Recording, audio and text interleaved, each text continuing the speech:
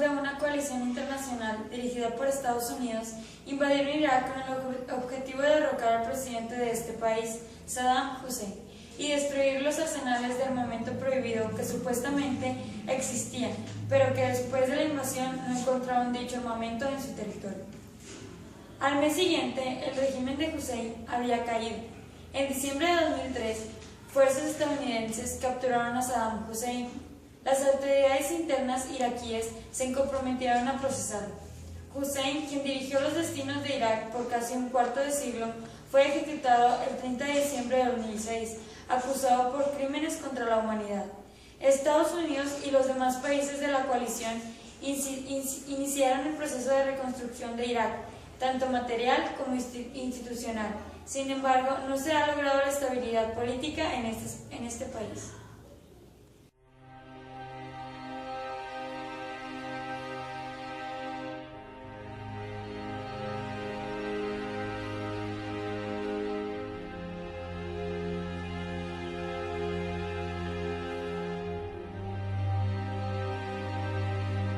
Hussein nació en 1937 y falleció en el 2006.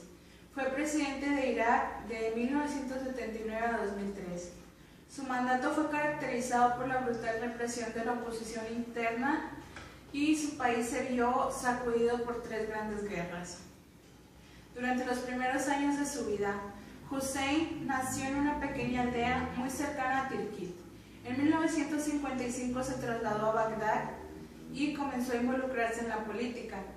A los 20 años se unió en el Partido Socialista del Renacimiento Árabe, en cuyo seno fue ascendiendo rápidamente. En 1959 participó en la conspiración que intentó acabar con la vida del primer ministro iraquí, el general Abdul Karim Qasem. Asimismo, huyó a El Cairo, que está en Egipto, donde comenzó a estudiar Derecho, al mismo tiempo que seguía vinculado con las actividades de su partido. De regreso a Bagdad en 1963 contrajo matrimonio y se convirtió en un bicentenario general del Ba'ath. En ese año participó en el golpe de Estado que derrocó a Karim Qasem y en 1968 en el ba'athista que convirtió a Ahmed Hassan al-Barq en presidente del país. Tras el golpe, buena parte de esta camarilla formó parte del Consejo del Mandato Revolucionario, organismo que pasó a controlar de manera plena los poderes del Estado y que Hussein fue bicentenario desde 1969. Hasta 1979 colaboró estrechamente con el general Ahmed Hassan al-Barq, presidente del Consejo de Irak. En 1973, gracias al incremento de los precios del crudo, el gobierno abordó un ambicioso programa de desarrollo económico y social que permitió el establecimiento de nuevos centros de enseñanzas, hospitales y fábricas. En 1975 negoció un acuerdo con Irán que contemplaba concesiones fronterizas por parte de Irak. A cambio, Irán se comprometió a poner fin al apoyo que prestaba a los opositores crudos de Irak. También lideró la oposición árabe a los acuerdos de Camp David, los cuales fueron firmados en 1979 entre Egipto e Israel.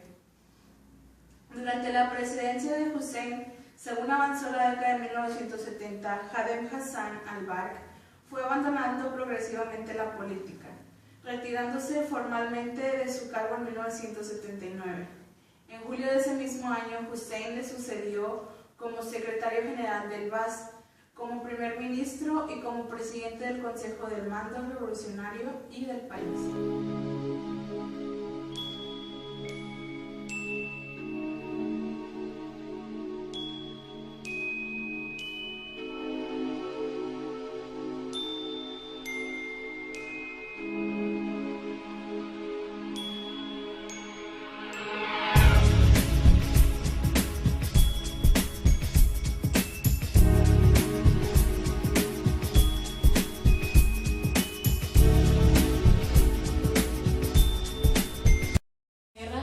Irak se dio entre los países que dan nombre a la misma en 1980 y concluyó en 1988.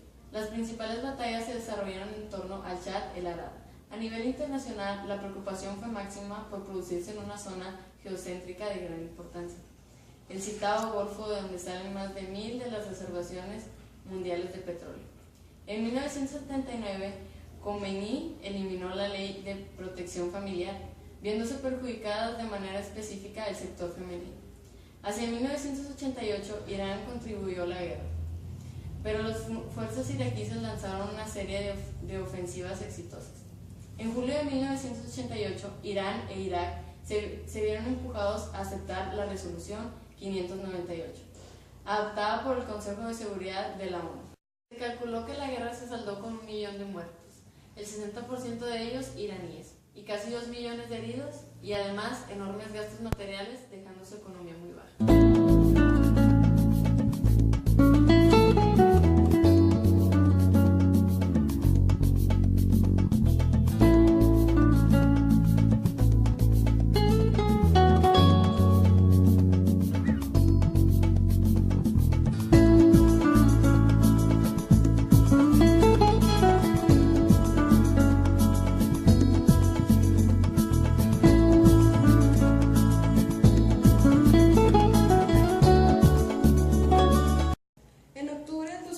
Tras un nuevo referéndum, fue ratificado para permanecer en el poder durante un nuevo septenio.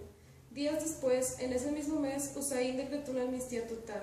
Tales hechos tuvieron lugar en el contexto del que parecía inminente un nuevo ataque a Irak por parte de Estados Unidos, cuyo presidente George Bush señalaba que el continuado incumplimiento de las resoluciones de la ONU por parte del régimen iraquí evidenciaba que éste fabricaba y almacenaba armas de ataque de destrucción masiva. En noviembre del mismo año, tras las fuertes presiones recibidas por parte de Estados Unidos y la ONU, Hussein aceptó cumplir el contenido de una nueva resolución, la 1.441, de aquella por la cual los inspectores internacionales registrarían Irak para reanudar sus actividades de verificación. A comienzos del 2003, el gobierno de Bush denunció que Bagdad estaba violando dicha resolución, pues no cooperaba plenamente en las inspecciones, lo que indicaba que él continuaba ocultando armas químicas y biológicas. Con el apoyo del Reino Unido y otros países, Estados Unidos fue concentrando fuerzas militares en el Golfo Pérsico, preparando una guerra contra Irak. Muchos otros estados se opusieron a esta posibilidad, considerando que debía darse más tiempo y prolongar mientras fuera posible la vía diplomática, dado que el Consejo de Seguridad de la ONU fue imposible alcanzar el consenso respecto a una acción militar. Una coalición internacional dirigida por Estados Unidos invadió Irak en marzo del 2003 con los objetivos de derrocar a Hussein y destruir los arsenales de armamento prohibido que existieran en su territorio, finalmente no hallados. El 1 de julio del 2004 compareció por primera vez ante el Tribunal Especial iraquí que habría de juzgarlo. Poco antes había sido puesto a disposición de las nuevas instituciones del país, una vez que a estas les fue transferida la soberanía del Estado por parte de la Autoridad Provisional de Coalición. En octubre del 2005 comenzó la visita oral del juicio a Hussein por la muerte de 148 chiitas en la aldea de Duhari en 1982. También fue ejecutado en la horca el 30 de diciembre de aquel año 2006 en Bagdad.